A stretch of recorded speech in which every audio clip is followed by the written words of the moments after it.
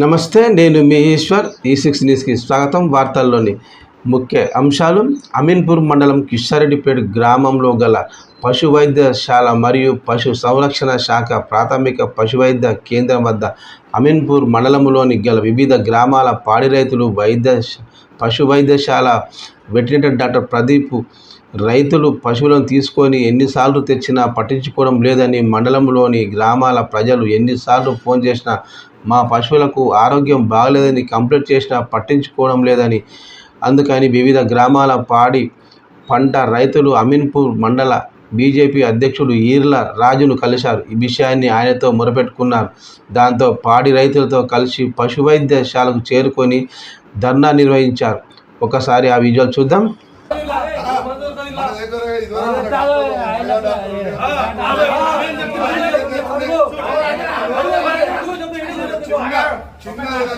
ఇంటికి వచ్చి చిన్నపిల్లలు చూసినట్టు చూస్తున్నారు.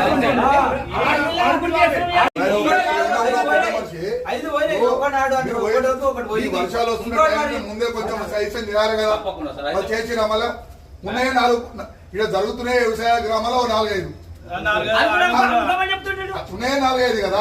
మళ్ళీ ఇప్పుడు కుక్కల పిల్లలకు కోళ్ళకి మీరు ట్రీట్మెంట్ చేసుకుంటున్నాడు వాళ్ళది. వచ్చేది సార్, ఇదేమన్నా హాస్పిటల్ సార్? ఇదేమన్నా పద్ధతి సార్?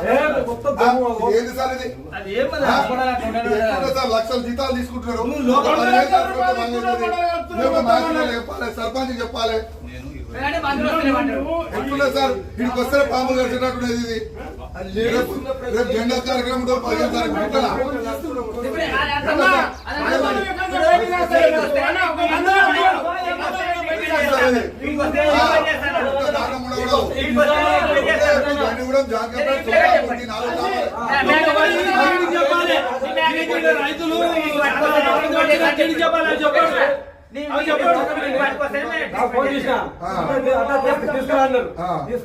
మా భార్య తీసుకొని వచ్చిన అయితే ఏం చేసి ఇంజక్షన్ తెచ్చుకోవాలన్నాడు. అది లోపల ఉన్నది. అంటే నేను సగం వచ్చి అట్టేసాడు. అట్టేసాక నేను సరే తీసి ఇంజక్షన్ రోడ్ చేస్తాను వెళ్ళిపోయిందన్న. కిషారెడ్డిపేటలో ఉన్న ఏదైతే వెటర్నరీ హాస్పిటల్ ఉందో ఇక్కడ రైతులతో కలిసి ధర్నా నిర్వహించడం జరిగింది. విషయం ఏంటంటే ఇక్కడున్న ప్రదీప్ కుమార్ డాక్టర్ గారు సరైన ట్రీట్మెంట్ చేయటం లేదు. మండలంలో ఉన్న రైతులకు, పాడి రైతులకు కానీ వీళ్ళకు గత 4 సంవత్సరాల నుంచి ఇక్కడనే చేస్తున్నాడు.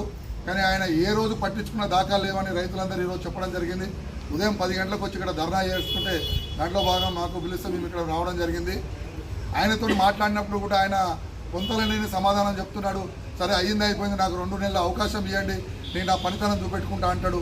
దాన్ని పట్టించుకోలేము మేము, దానికి మేము ఒప్పుకుంటలేము. పై ఆఫీసర్ కూడా ఫోన్ చేసి ఖచ్చితంగా ఇక్కడున్న ఏదైతే సిబ్బంది డాక్టర్ ఉన్నోళ్ళని మారవాలి. ఎందుకంటే గతంలో వెటర్నరీ డాక్టర్లు చాలామంది ఇక్కడ వర్క్ చేశారు, చాలా బ్రహ్మాండంగా చేశారు. రైతులు ఒక ఫోన్ చేసి వాళ్ళ దగ్గరికి పోయి సమస్యను పరిష్కరించారు. లేదు అంటే పై ఆఫీసర్లకు తీసుకుపోయి కూడా దాని సమస్యను పరిష్కరించారు. అర్ధరాత్రి ఫోన్ చేసా కానీ వచ్చిరు అని చెప్పడం జరుగుతుంది మన రైతులందరూ. అది మాకు కూడా తెలుసు, ఎందుకంటే ఇక్కడ మేము స్థానికంగా ఉంటాం కాబట్టి. దయచేసి ఎవరైతే ఇలా డాక్టర్ల పైన ఆఫీసర్లు అయితే ఎవరు ఉన్నారో జేఈ మేడం గారు వెంటనే స్పందించి కూడా ఈ యొక్క డాక్టర్లు ఇక్కడ ఉన్న కాంపౌండర్స్ను తక్షణమే ట్రాన్స్ఫర్ చేసి ఇక్కడ మంచి సర్వీస్ ఇచ్చే డాక్టర్లను ఇక్కడ వేయాలని కోరుతున్నాం. లేని పక్షంలో ఇంకా భారీ ఎత్తున ధర్నా చేసి కలెక్టర్ కూడా మేము మెమరాండం ఇవ్వడం జరుగుతుందని తెలియజేస్తూ ఇక ముందు ఇలా జరగకుండా చూడాలని కోరుతున్నాం. అందులో కనీసం ఆయన ఉన్న పరిసరాలు కూడా శుభ్రంగా చేసుకునే పరిస్థితి లేదు ఆయనది. ఎందుకంటే ఆయన ఎప్పుడు వస్తుండో ఎప్పుడు పోతుండో తెలియని పరిస్థితి ఇక్కడ అందరు రైతులు చెప్తున్నారు. ఇలా ఎక్కడ వచ్చి చూస్తే మాత్రం ఒక్క సమస్య, చాలా సమస్య. కనీసం రైతులకు ఒక అడ్వైజ్ చేసి మీరు ఇన్సూరెన్స్ చేసుకోవాలి, మీరు ఈ రకంగా పశువుని పెట్టుకోవాలని చెప్పిన దాఖలు కూడా లేవని తెలియజేస్తున్నాం. ఎందుకంటే ముఖ్యంగా తను ఉండే ప్రాంతం మంచిగా నీట్గా ఉంటేనే ఆయన మనిషి కూడా తెలిసిపోతుంది. పెద్దలు అంటారు ఇల్లు ఆకలి చూసి ఇల్లాల గురించి చెప్పాలని. ఇక్కడ పరిస్థితి చూస్తే పెద్దలు అన్నట్టు పందులతోటి కంటే అధ్వానంగా ఈ హాస్పిటల్ ఉంది. ఇది ఒక మండల హాస్పిటల్. దీని మీద చర్యలు తీసుకోవాలని మేము కోరడం జరుగుతుంది. కిషారెడ్డిపేట వెటర్నరీ డాక్టర్లు